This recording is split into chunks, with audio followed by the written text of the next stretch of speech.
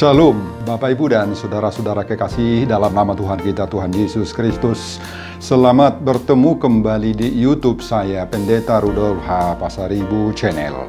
Dengan dan lewat channel ini saya komit untuk senantiasa menyebarkan firman Tuhan.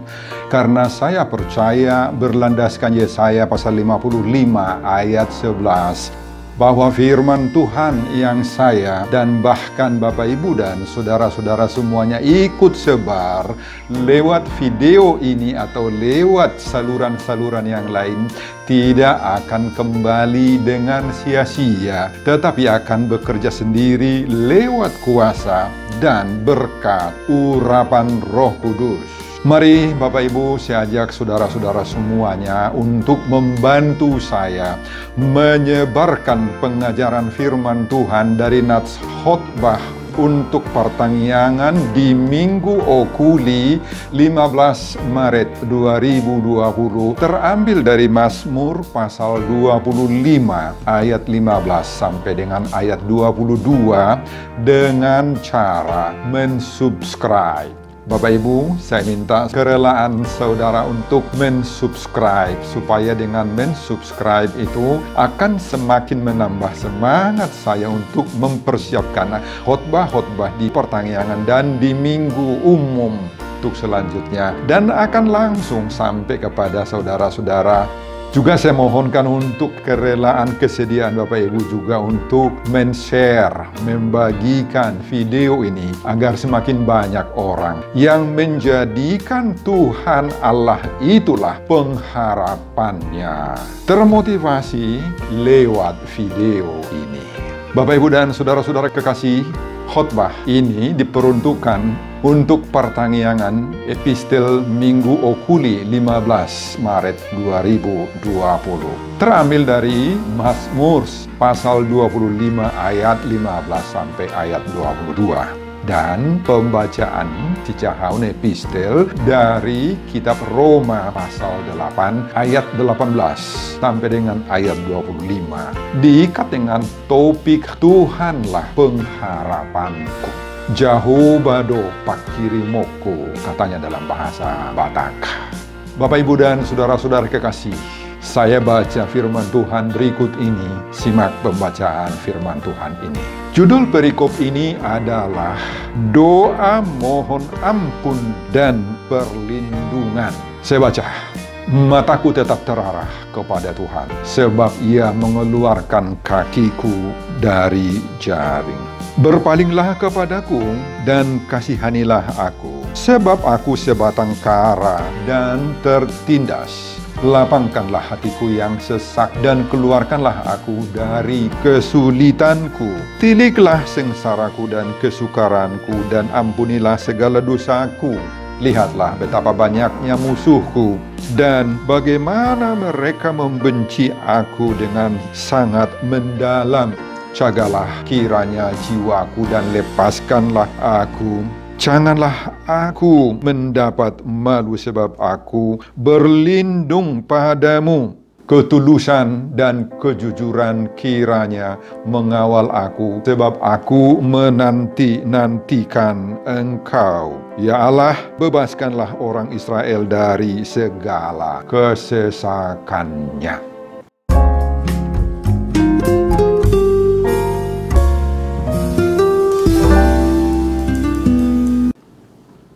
Saudara, demikianlah firman Tuhan, khotbah yang diperuntukkan untuk pertanyaan di Minggu Okuli 15 Maret 2020, sekali lagi dengan topik Tuhanlah pengharapanku. Dalam bahasa Batak disebut Jahobado pakirimoko. Saudara, Minggu tanggal 15 Maret 2020 ini disebut dengan Minggu Okuli.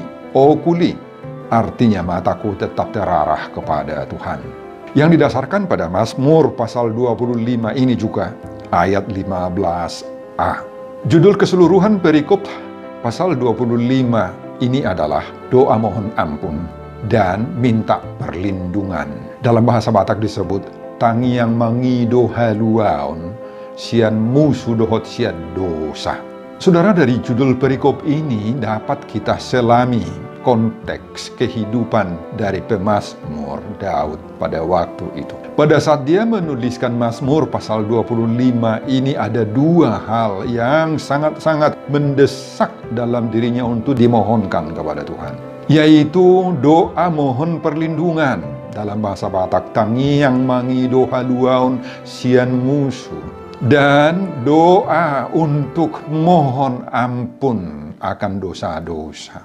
Saudara-saudara, kalau disebut di sini doa mohon perlindungan atau tangiang mangido haluaun sian musuh, itu menunjukkan bahwa keadaan pemazmur di saat itu sangat-sangat genting, sangat-sangat mencekam. Banyak musuhnya. Keadaannya terjepit hapit dan menjerit, terancam oleh berbagai-bagai kemelut hidup yang sangat menusuk kehidupannya, menusuk hatinya. Itu yang pertama. Yang kedua, dalam judul itu terkandung doa mohon ampun akan dosa-dosanya. Atau dalam bahasa Batak, tangiang mangido haluaun sia dosa. Hal itu menunjukkan bahwa pemazmur sangat-sangat terbeban, sangat-sangat bergumul oleh dan akibat dosa-dosa pelanggarannya di hadapan Tuhan. Dia rasakan itu akibat fatal.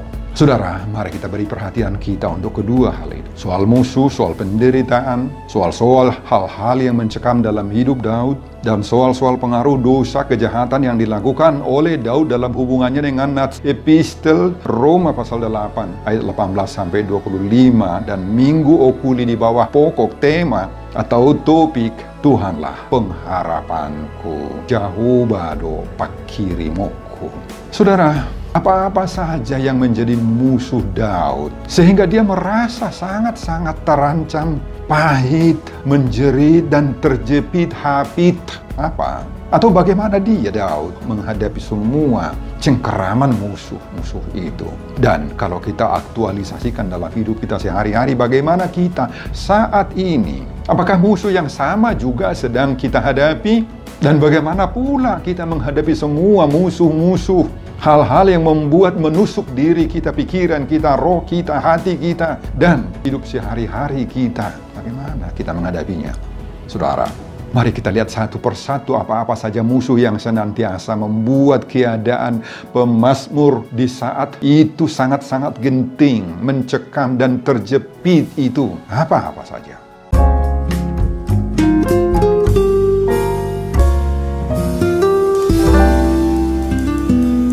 Kita mulai dari ayat 15. Kita temukan di sana kalimat yang mengatakan, sebab ia mengeluarkan kakiku dari jaring. Itulah salah satu musuh Daud yang sangat-sangat mencekam dirinya, Bapak Ibu. Jaring. Apa itu jaring yang dimaksudkan oleh pemazmur di sini?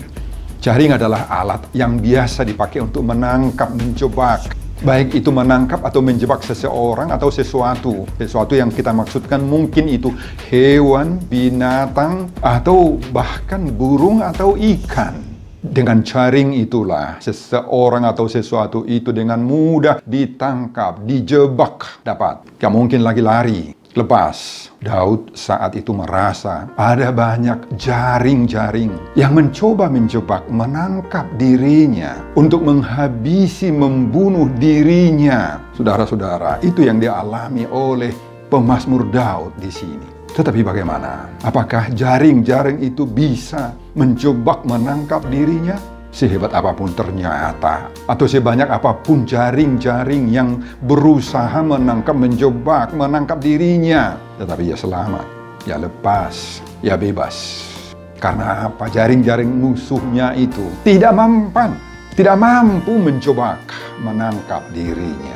Saudara, bagaimana kita, saudara-saudara juga? Apakah juga saudara pernah dijebak, dijaring, dicoba, dibuntuti kesalahanmu, kekuranganmu? Agar dengan itu saudara akan dituduh, akan diadukan, akan dijebloskan. Mungkin dari ucapanmu lah, kata-katamu lah, jaring-jaring itu masuk. Mungkin dari tulisan-tulisanmu, atau mungkin juga dari sikapmu sehari-hari, praktik hidupmu sehari-hari. Makanya Bapak Ibu, hati-hatilah kita agar jaring-jaring musuh yang mengintip hidup kita itu, mengintip hidupmu Bapak Ibu, tidak mempan untuk menjaringmu, menjebakmu terutama ketika dan pada saat saudara sedang bertumbuh. Saya pakai kata bertumbuh.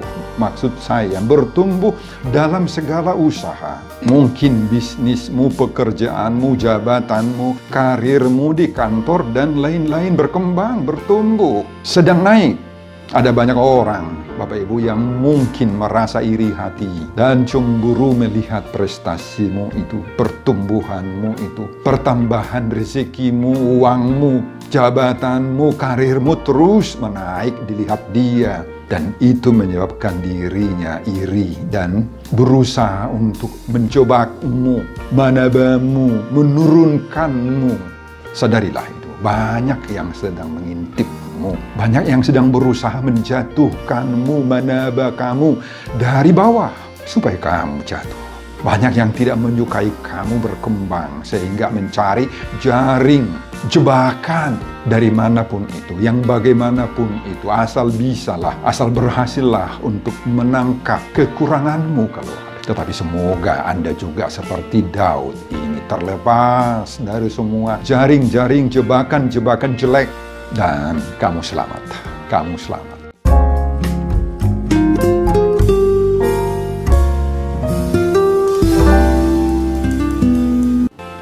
Musuh yang kedua yang dialami atau yang dihadapi oleh pemazmur di sini ayat 16 kita temukan. Disebutkan di sini ayat 16, sebab aku sebatang kara dan tertindas. Dalam bahasa Batak itu dituliskan, ai pujung jalan nadangol doa. Daud merasa diri sudah sebatang kara, Bapak Ibu.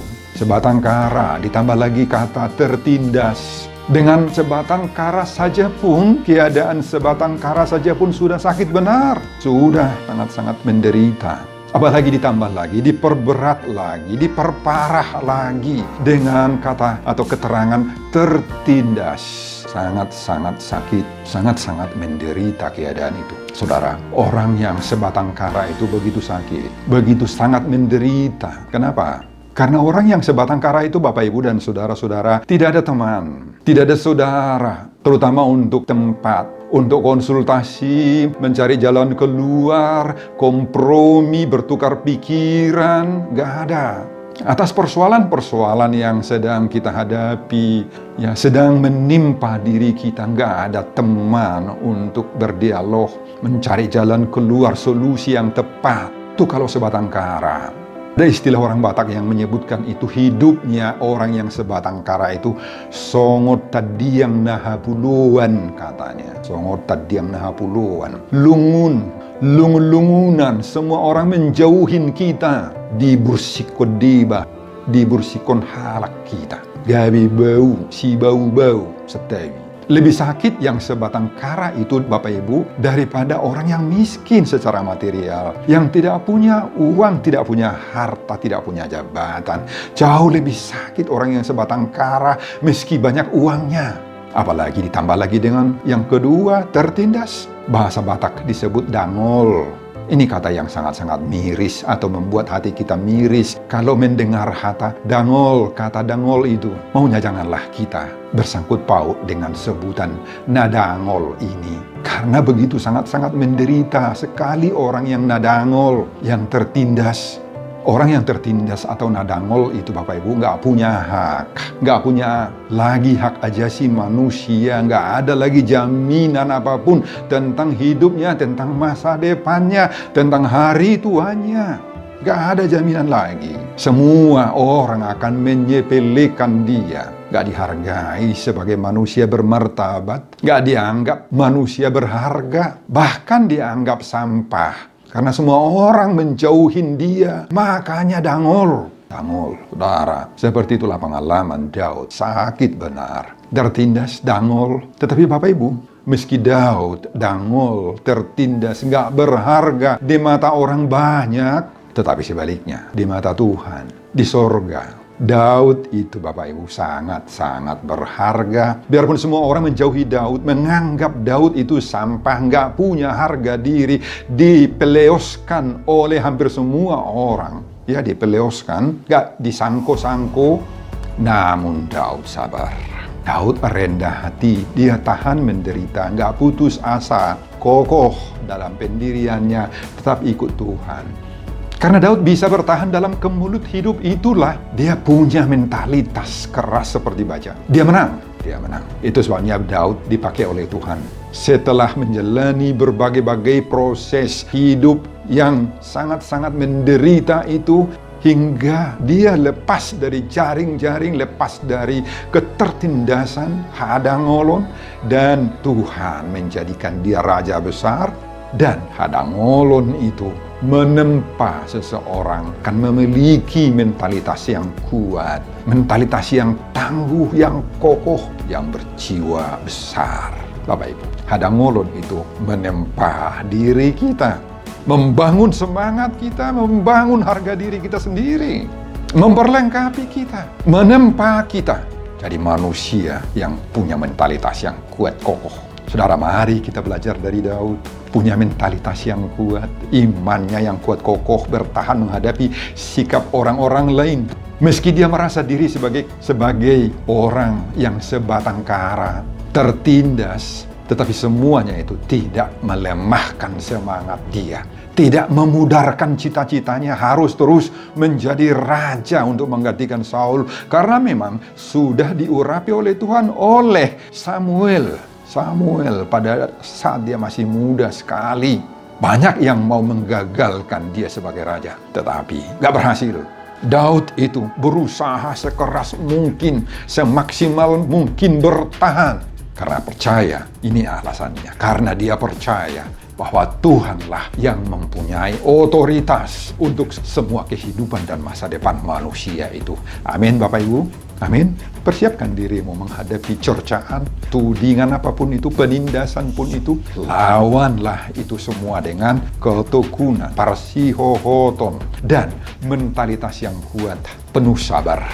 Karena orang sabar, kasihan Tuhan, kita semua tahu. Dan selain itu, Bapak Ibu, mari kita belajar dari Daud, dari pengalaman Daud itu. Jangan jadikan saudaramu merasa diri sebatang kara. Jangan peleoskan saudara-saudaramu. Jangan jauhi saudaramu dalam segala hal, terutama dalam pertemanan sehari-hari. Sakit sekali itu baginya. Jangan lakukan hal seperti itu. Jangan tindas temanmu, saudaramu, dengan cara apapun itu. Sebab hal itu membuat dia sangat-sangat menderita. Tetapi hargai temanmu, saudaramu, abangmu, adikmu, kakakmu, ibotomu, lemu. Siapapun dia, meski mereka miskin, meski mereka tidak punya pendidikan yang tinggi seperti kita, level kita, dia kekurangan dalam banyak hal. Bahkan mungkin sedang mengalami sakit, penyakit, lemah dalam segala hal.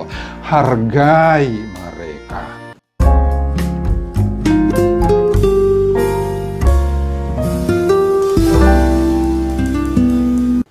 Musuh yang ketiga dari Daud, ayat 17, dikatakan di sini, lapangkanlah hatiku yang sesak dan keluarkanlah aku dari kesulitanku.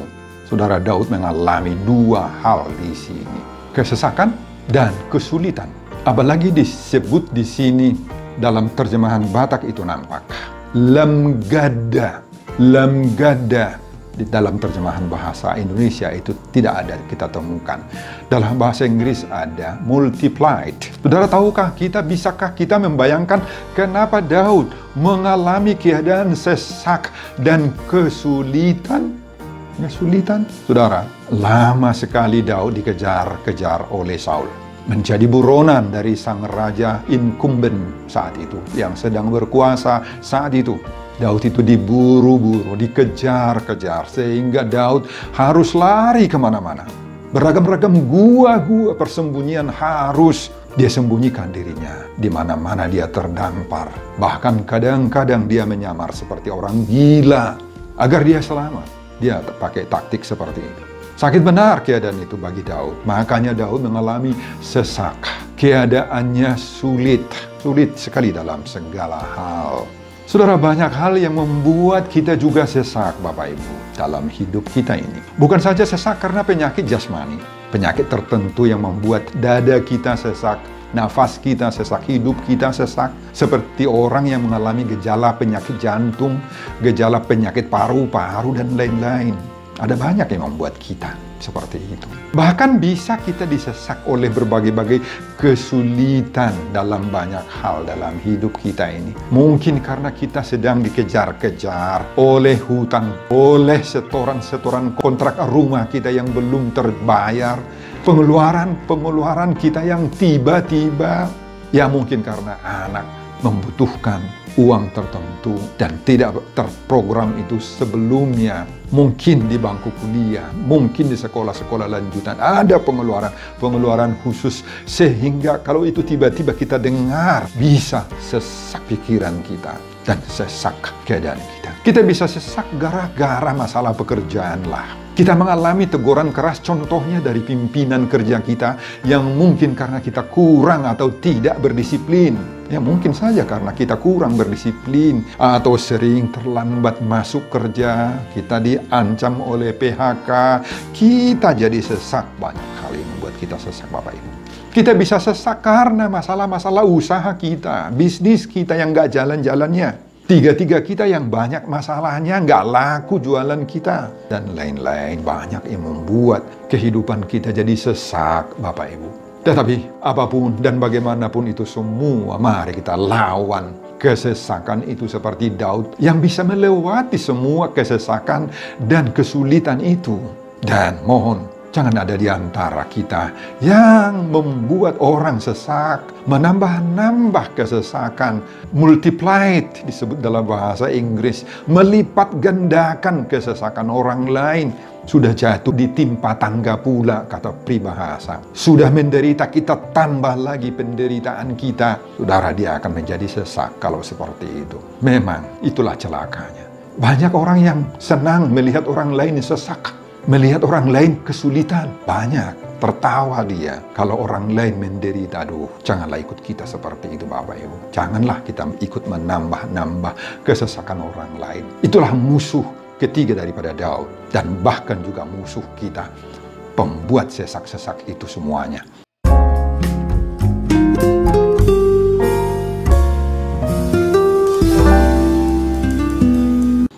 Musuh yang keempat dari Daud, dari ayat 18 disebutkan di sini. Tiliklah sengsaraku dan kesukaranku dan ampunilah segala dosaku. Daud mengalami dua hal juga di sini dalam ayat 18 ini.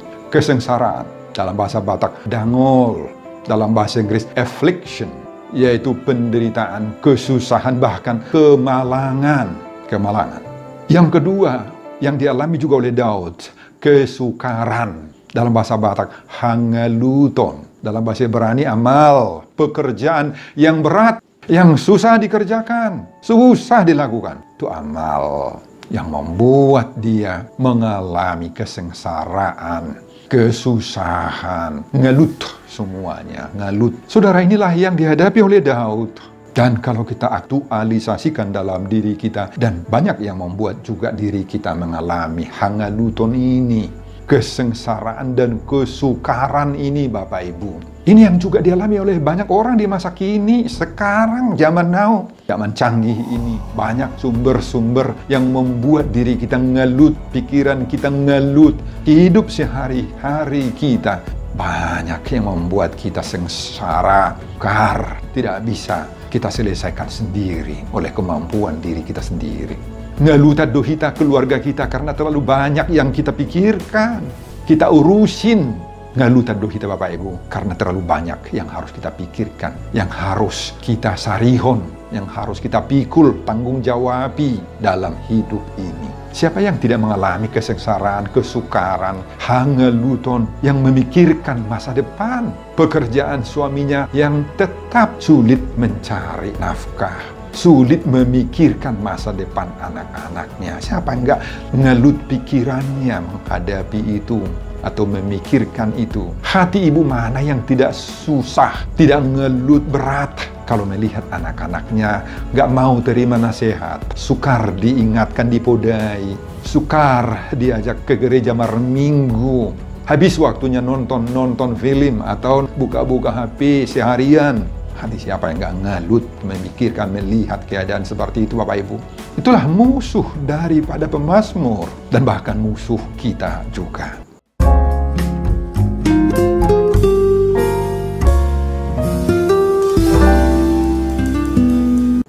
Musuh yang kelima, terakhir dari Daud, ayat 19 di sini. Saya baca ayat 19, betapa banyaknya musuhku dan bagaimana mereka membenci aku dengan sangat mendalam.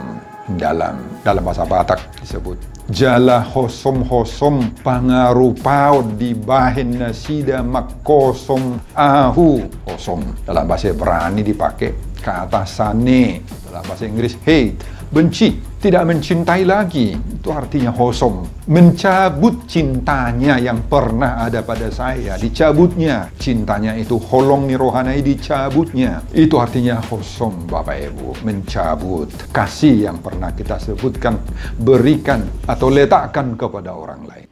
Saudara, musuh terakhir ini sangat berat. Mereka biasanya adalah tadinya teman, saudara, orang dekat dengan kita tadinya, kekasih kita tadinya.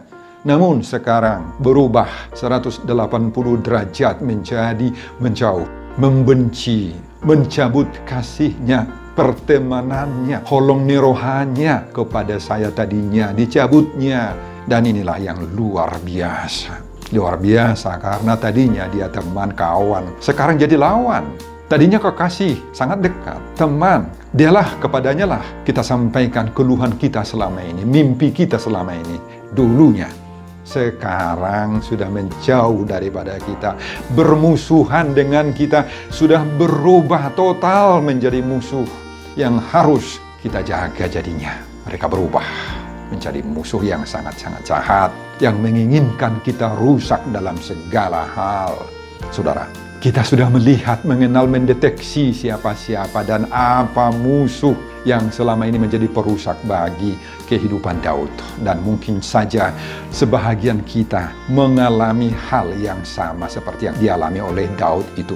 Atau mudah-mudahan menurut saya, harapan saya tidak memiliki musuh-musuh yang seperti tadi.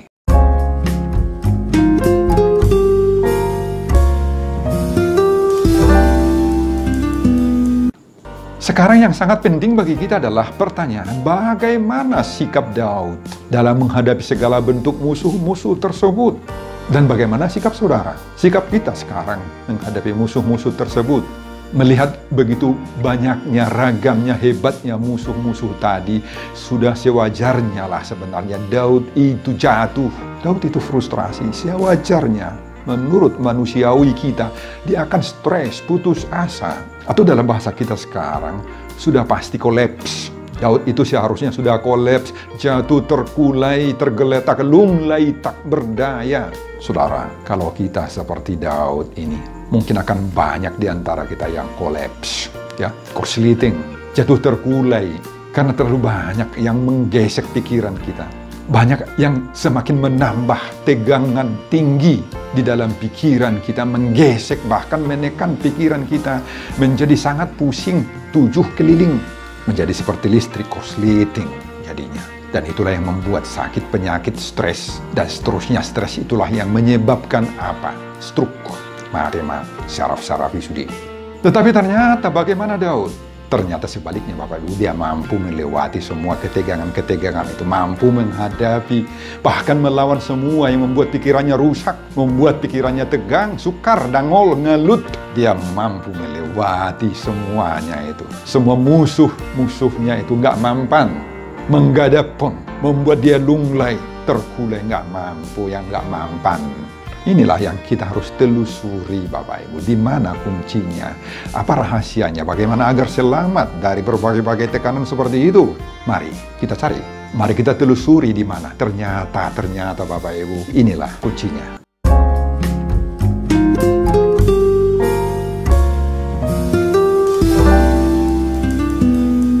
Pertama, kita dapatkan itu dari ayat 15. Dalam ayat 15 dikatakan, mataku tetap terarah kepada Tuhan. Mataku tetap terarah kepada Tuhan. Dan inilah arti dari minggu tadi, okuli. Okuli itu artinya mataku tetap terarah kepada Tuhan. Dan ini kunci yang pertama. Saudara, mataku terarah kepada Tuhan, kata Daud. Bagaimana gambaran mata yang terarah kepada Tuhan itu? Dalam bahasa Ibrani dipakai kata tamid. Tamid artinya long duration, continuance, continually, daily. Daily itu morning, siang hari day, dan night. Dan juga berarti always. Jadi mata yang terarah kepada Tuhan itu berarti Bapak Ibu terus tertuju. Terus kita link berhubungan dengan Tuhan. Tertambat hati kita, terpaut hati kita dengan Tuhan. Kata tamid itu menggambarkan waktu yang tidak pernah putus-putusnya. Dalam bahasa Batak, dang masohot. Baik pagi, baik siang, baik malam, baik sedang berjalan, sedang tidur, baik sedang apapun kita lakukan, Bapak Ibu. Segala titik-titik daripada kehidupan kita yang ada itu, nafas kita yang masih terus ada itu, terus komit bersama-sama dengan Tuhan. Unang lupa mar Tuhan, itu maksudnya terarah kepada Tuhan. Bapak Ibu dan saudara-saudara, agar kita punya kekuatan menghadapi semua musuh, tantangan hidup, mari kita tetap mengarahkan mata kita kepada Tuhan. Seperti pengertian tadi, seperti yang dilakukan oleh Daud itu di sini. Jangan pernah melupakan Tuhan sedetik pun dalam seluruh atau sepanjang kehidupan kita. Dan itulah resep, itulah rahasia, itulah kunci agar kita bisa memenangkan seluruh pertarungan hidup ini. Mari kita praktekkan itu.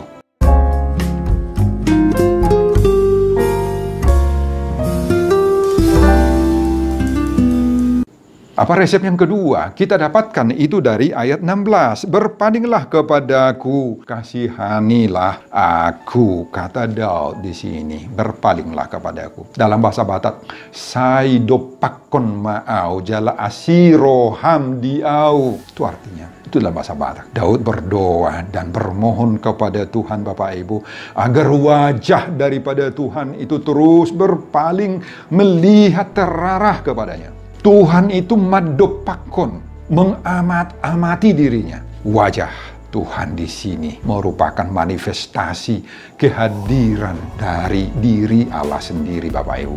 Wajah Tuhan merupakan gambaran kuasa, pemeliharaan, perlindungan, padonganion, bahkan kekuatan dari Allah sendiri yang senantiasa memelihara hidup kita, hidup saya. Saudara, inilah yang harus kita minta dari Tuhan. Itu tidak datang sendiri, Bapak Ibu. Tidak otomatis, tidak akan otomatis datang. Kita harus minta. Kita harus berjuangkan dengan doa yang bertalu-talu kepada Tuhan. Bertalu-talu. Jika wajah Tuhan sudah mengarah kepada kita, maka muncullah dalam diri kita, lahirlah, timbullah semangat baru bagi kita. Semangat baru. Dan kemampuan bagi kita untuk tanda kutip berperang melawan segala keinginan-keinginan jahat daripada orang fasik itu terhadap diri kita. Kita mampu menang di situ. Akan datanglah kekuatan baru kita. Gogonai baru dalam diri kita, kepercayaan akan diri kita, percaya diri ada dalam diri kita, percaya diri bahwa Tuhan senantiasa mendampingi, memberikan kemenangan bagi kita. Amin, Bapak Ibu. Mari minta pemeliharaan Tuhan. Bohini dia bata. Wajah Tuhan itu bagi kita adalah firman-Nya, jamitan, khotbah, bersekutuan dengan Tuhan. Dan inilah sekali lagi arti daripada Minggu Okuli tadi. Mataku tetap terarah kepada Tuhan.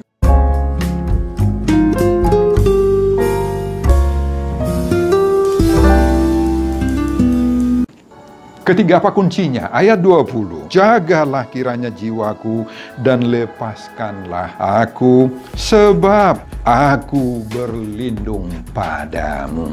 Sebab aku berlindung padamu. Saudara, inilah juga yang harus kita lakukan. Berlindung. Berlindung. Orang yang berlindung kepada Tuhan itu, Bapak Ibu, menjadikan Tuhan itu tempat perteduhannya hatinya, bersandar selalu kepada Tuhan. Dia tidak akan lari kepada kekuatan-kekuatan yang lain, kekuatan-kekuatan duniawi. Dia tidak akan mau menggunakan kuasa-kuasa gelap, kuasa-kuasa perdukunan. Nggak mau. Dia mencari berkat, memohon berkat, pertolongan, dan keselamatan dengan roh-roh nenek moyang. Nggak mungkin mau. Dia nggak akan mau mengandalkan mengandalkan dirinya, kepintarannya, kehebatannya. Teman semarganya lah orang yang berkuasa lah secara dunia. Dia nggak mau melakukan itu. Saudara, kita punya tempat perlindungan yang kuat, yang kokoh, yang agung, yang hebat, yaitu Allah sendiri. Oleh karena itu, kita tidak perlu takut. Nggak perlu takut kita kepada apapun yang mengancam diri kita. Itu jaminan daripada Allah kalau kita sudah mau berlindung kepadanya.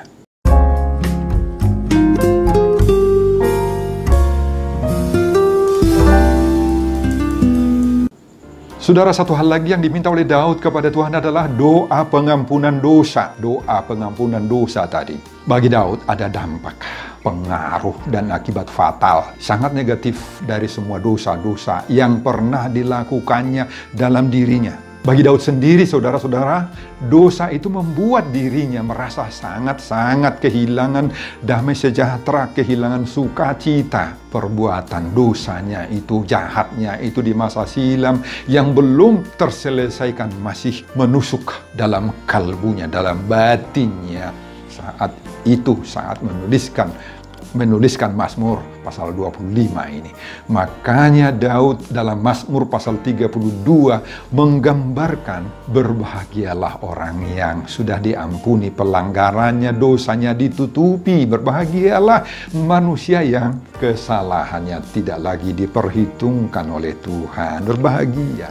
Saudara, dalam ayat 3 juga disebutkan, pasal 32 itu, selama aku berdiam diri, tulang-tulangku menjadi lesu, karena aku mengeluh sepanjang hari, sebab siang malam tanganmu menekan aku, dan dengan berat sumsumku menjadi kering seperti oleh teriknya musim panas. Saudara, inilah yang perlu dan harus dibereskan terlebih dahulu. Daud sadar bahwa semua dosa-dosanya itu akan mengganggu, akan menghalang-halangi doanya kepada Tuhan. Doanya tidak akan didengar oleh Tuhan. Doa-doanya akan terhambat oleh dosa-dosa yang mengikat dirinya itu tadi. Saudara, sadarkah kita bahwa memang ada dampak pengaruh akibat fatal yang sangat negatif apabila dosa-dosa kita itu belum dibereskan terlebih dahulu? Sadarkah? Ya, memang ada banyak orang hampir-hampir tidak merasakan akibat dosa yang dia perbuat. Bahkan ada orang yang merasa enak berdosa. Tidak ada akibatnya dia rasakan, menurut perasaannya enak bahkan. Saudara, inilah pelajaran dari pemazmur agar kita meniru pemazmur, membereskan terlebih dahulu semua dosa-dosa kita. Sebab ada firman Tuhan yang mengatakan dalam Yesaya pasal 59 ayat 1 dan ayat 2. Ingat, sesungguhnya tangan Tuhan tidak kurang panjang untuk menyelamatkan, dan pendengarannya tidak kurang tajam untuk mendengar. Tetapi yang merupakan pemisah antara kamu dan Allahmu ialah segala kejahatanmu, dan yang membuat dia menyembunyikan diri terhadap kamu sehingga ia tidak mendengar ialah segala dosamu. Bereskan itu dosa-dosa kita, ya Bapak Ibu ya. Turpuk epistel si Jahaun di pertanggiangan di Minggu Okuli dari Roma pasal 8 ayat 18 sampai 25. Dalam menghadapi berbagai tantangan hidup ini, Paulus komit untuk senantiasa mengandalkan Tuhan. Sebab dia yakin dan percaya meskipun akan menghadapi semua penderitaan yang diakibatkan oleh imannya, itu adalah resiko daripada orang percaya. Tetapi dalam semuanya itu dia tetap kokoh, kuat, percaya kepada Kristus Yesus. Dia yakin dan percaya bahwa penderitaan zaman sekarang ini tidak dapat dibandingkan dengan kemudian yang akan dinyatakan kepada kita. Itulah pengharapan sebagai orang percaya, pengharapan yang sangat-sangat hidup, sangat-sangat hidup. Artinya, meski menderita sekarang, tetapi sudah Tuhan persiapkan yang terbaik bagi kita. Di balik penderitaan itu akan ada pelangi. Di balik hujan ada pelangi. Artinya, di balik penderitaan itu akan ada sesuatu yang sangat-sangat indah yang sudah dirancang oleh Tuhan bagi kita. Bapak Ibu, itulah pengharapan daripada orang percaya. Makanya topik minggu pada Minggu Okuli tanggal 15 Maret yang akan datang itu mengajak kita, mendorong kita untuk percaya bahwa Tuhanlah pengharapanku dalam segala hal.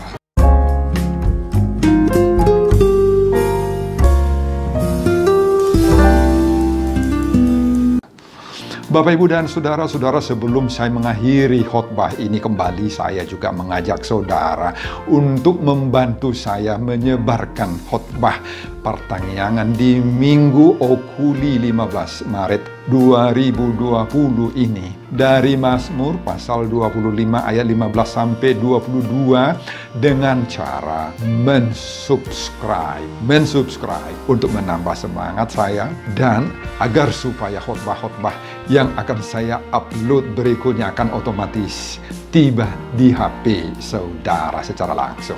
Saya ajak juga Bapak, Ibu, dan saudara-saudara untuk membantu saya men-share, membagikan video ini agar semakin banyak orang yang percaya bahwa Tuhanlah pengharapanku, pengharapan kita semua, Bapak Ibu, termotivasi lewat video ini. Tonton juga video-video saya yang lain agar saudara memiliki sentuhan dan pemahaman rohani yang semakin diperkaya. Buka di YouTube saya, Pendeta Rudolf H. Pasaribu Channel. Selamat mengikuti pertanyaan buat kita semuanya. Tuhan Yesus memberkati kita semua. Salam Horas. Amin.